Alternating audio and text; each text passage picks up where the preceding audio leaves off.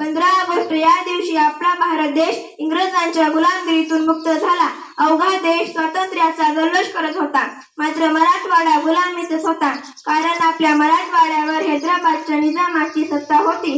देश स्वतंत्र होता सर्व संस्थानात भारतात सामील झाली, पण निजामाने मात्र सामील होण्यास नकार दिला.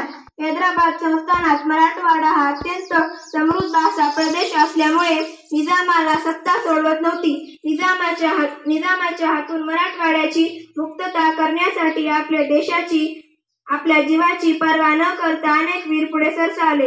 सर्वांनी आपले प्राण पणास लावले व मुक्तीसाठी लढा दिला.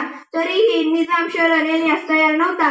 शेवटी निजाम शरण येत नाही हे पाहून 13 सप्टेंबर 1948 रोजी भारत सरकारने पोलीस कारवाई सुरू केली.